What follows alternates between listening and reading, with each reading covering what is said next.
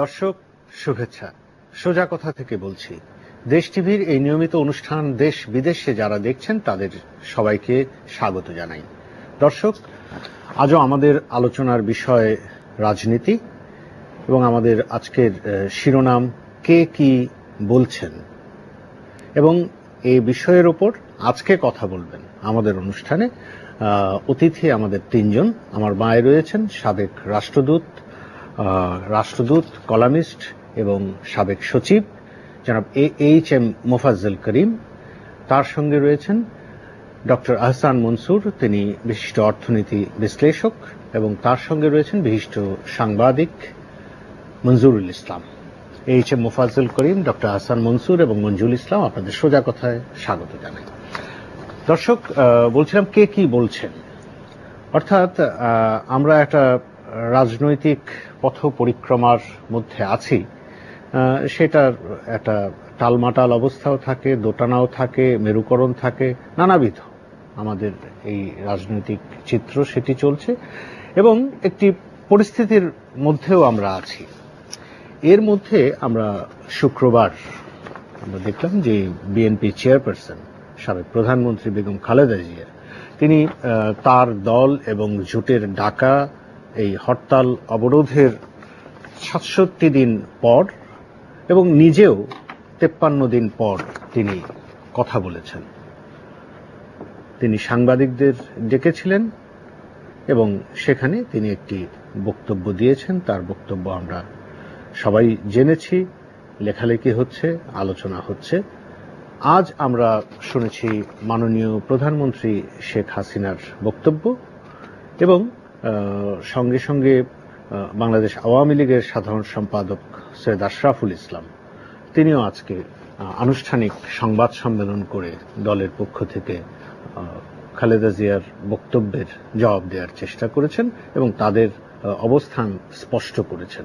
কিন্তু এতে আসলে রাজনীতির গতিপথ স্পষ্ট হয়েছে কিনা, বা দেশের মানুষ কি ভাবছে, আমরা কোন দিকে যাচ্ছি, কি অবস্থায় আছি, সেটি খুব কষ্টকর সেই বিশ্লেষণ দেয়া। তবু আমাদের অতিথিরা আছেন, তারা বিশ্লেষণ করবেন। শুরুতে আমরা সেই ক্লিপিংটা একটু দেখে নেব।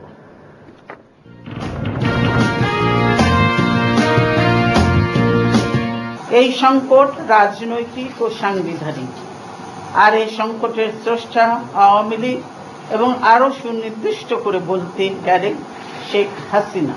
সকলের কাছে গ্রহণযোগ্য সরকারের অধীনে সকলের অংশগ্রহণে অনতিবিলম্বে জাতীয় সংসদের অবাধ ও সুষ্ঠু নির্বাচনের জন্য দ্রুত সংলাপের আয়োজন করতে হবে।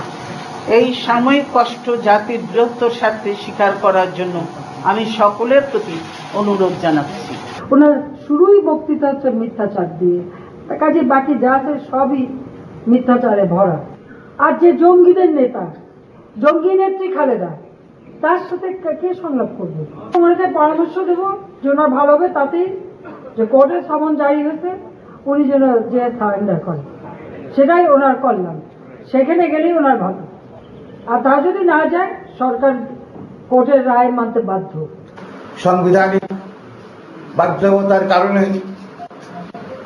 নির্বাচন হয়েছে, আগামীতেও এই সংবিধান অনুযায়ী নির্বাচন হবে। খালেদা জি আসেন আর যদি না আসেন তাহলেও কিন্তু বাংলাদেশে নির্বাচন হবে। পৃথিবীর কোথাও কোন দেশ সন্ত্রাসীদের সঙ্গে আলোচনা করে না। বিজনেস লিডার্স তারা বলে 1,60,000 কোটি টাকা ইতিমধ্যে আমাদের ক্ষতি হয়ে গেছে। আমাদের শিক্ষা ব্যবস্থা বিরাট ক্ষতি নিশ্চয় হচ্ছে।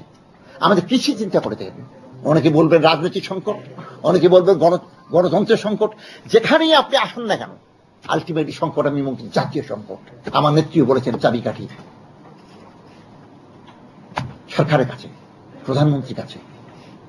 তিনি যদি একটা ডায়ালগের কথায় আহ্বান জানান, সেটা তো থেমে যায়।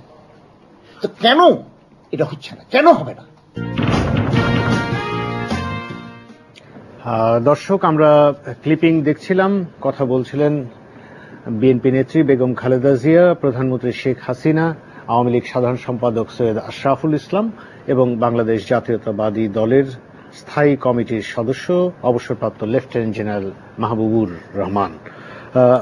মোফাজ্জল করিম, আপনাকে দিয়ে যদি শুরু করি, অনেকগুলো বক্তব্য আমরা শুনেছি, কিন্তু আমরা যেটা বুঝতে চাই, এরকম একটি আলোচনা আছে যে বিএনপি নেত্রী যে এই 53 দিন পর সংবাদ মাধ্যমের সামনে আসলেন, উনি কি বলতে চাইলেন, উনি কোন জায়গায় স্টিক করলেন স্পষ্ট নয়। প্রধানমন্ত্রী আজকে যেটি বলেছেন মোটামুটি স্পষ্ট, সংলাপ হবে না, ওনাকে সারেন্ডার করতে হবে, না হলে ব্যবস্থা হবে, পরিষ্কার বলে দিয়েছেন। আর সৈয়দ আশরাফ যেটি বলতে চেয়েছেন, উনি বলতে চেয়েছেন যে নির্বাচনের কথা বেগম খালেদা জিয়া বলেছেন, নির্বাচন হবে, সাংবিধানিকভাবেই হবে, সেটির জন্য অপেক্ষা করতে হবে। সেই নির্বাচনে যদি আপনারা আসেন বা না আসেন সেটা নিয়ে আমাদের দেখার বিষয় নয়, নির্বাচন নির্বাচনের মতন। আর বিএনপির স্থায়ী কমিটির সদস্য লেফটেন্যান্ট জেনারেল মাহবুবুর রহমান যেটা বলেছেন, তিনি ব্যাখ্যা করেছেন তার দলের নেত্রী, তার নেত্রী সংলাপের কথা বলেছেন। সরকার যদি সংলাপের উদ্যোগ নেয় সব লেখা চুকে যায়। আপনি কি তাই মনে করেন কিনা? ধন্যবাদ। আমি যা মনে করি সেটা বলার আগে আমি বলতে চাই, আপনার আজকের যে মাফ করবেন, এই অনুষ্ঠানের শিরোনাম দিয়েছেন কে কি বলছেন। আমি বলবো সবাই যার যার নিজের নিজের কথা বলছেন, কিন্তু দেশবাসী যেটা শুনতে চায় সেটা কেউ বলছেন বলে আমার মনে হয় না। দেশবাসী শুনতে চায় শান্তির কথা, সংকট মুক্তির কথা। দেশবাসী কি করে এই মুসিবত থেকে রক্ষা পাবে সেটা তাদের কাছ থেকে শুনতে চায়। কিন্তু তারা যে পথে এগোচ্ছেন বা যে সমস্ত কথা বলছেন, তাতে কোনোদিন মনে হচ্ছে দুই পক্ষের মধ্যে কোনো সমঝোতা হবে না। আমি একটু ইন্টারাপ্ট করি। জি, আপনার যে আকাঙ্ক্ষা, অর্থাৎ শান্তির কথা, এটি কিন্তু বেগম খালেদা জিয়ার বক্তৃতাতেও আছে, শান্তি স্বস্তি সমঝোতা আছে। প্রধানমন্ত্রীও বলেন শান্তি সমঝোতা আছে, সব জায়গাতেই আছে। নাই কেন? আছে তো, ওই তাদের নিজের নিজের বক্তব্যের মধ্যেই আছে, কিন্তু বাস্তবে সেটা নাই। সেটাই বলছে, বাস্তবে এই দেশের 16 কোটি মানুষ প্রতি মুহূর্তে যেরকম আতঙ্কের মধ্যে আছে, যেরকম বিভীষিকার মধ্যে দিয়ে দিন যাপন করছে, এটাই হচ্ছে বাস্তব। এটা থেকে মুক্তি তারা তাদের বক্তব্যে দিতে পারছেন না, পারবেন কিনা জানি না। তো বেগম খালেদা জিয়া বলছেন এটা একটি রাজনৈতিক ও সাংবিধানিক সংকট, এবং এর মুক্তি তিনি বলেছেন যেটা আর কি, যে আলাপ আলোচনার মাধ্যমে এটার মুক্তি চাইতে হবে। এটার মুক্তির পথ আলাপ আলোচনা, যেটা তার দলের কমিটির সদস্য জনাব মাহবুবুর রহমান, লেফটেন্যান্ট জেনারেল মাহবুবুর রহমান, তিনিও সেই কথারই প্রতিধ্বনি করেছেন। এদিকে মাননীয় প্রধানমন্ত্রী তিনি বলছেন এগুলো সব মিথ্যাচার, আগাগোড়া বক্তব্য সবই মিথ্যাচার, এবং তিনি বেগম খালেদা জিয়াকে বলেছেন যে তিনি জঙ্গিদের নেতা, তার সঙ্গে কিসের আলাপ আলোচনা। আর তাদের দলের মাননীয় যিনি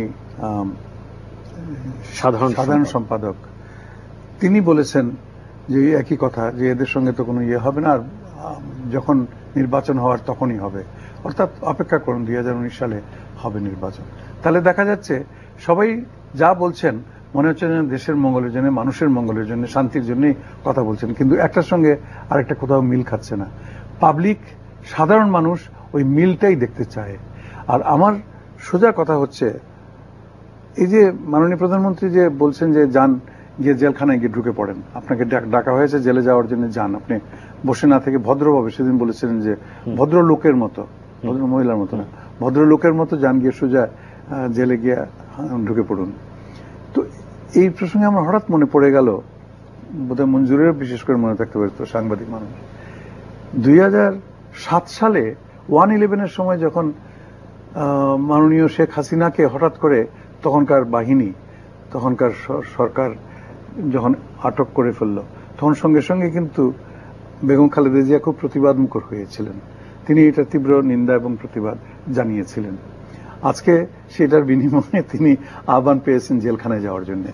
আমি অত্যন্ত বিনীতভাবে বলতে চাই যে আপনাদের প্রত্যেকের একটা ইগো আছে, প্রত্যেকেরই নিশ্চয়ই একটা চিন্তাধারা আছে প্রত্যেক দলের, আপনারা সেইখান থেকে আপনারা সরতে পারছেন না।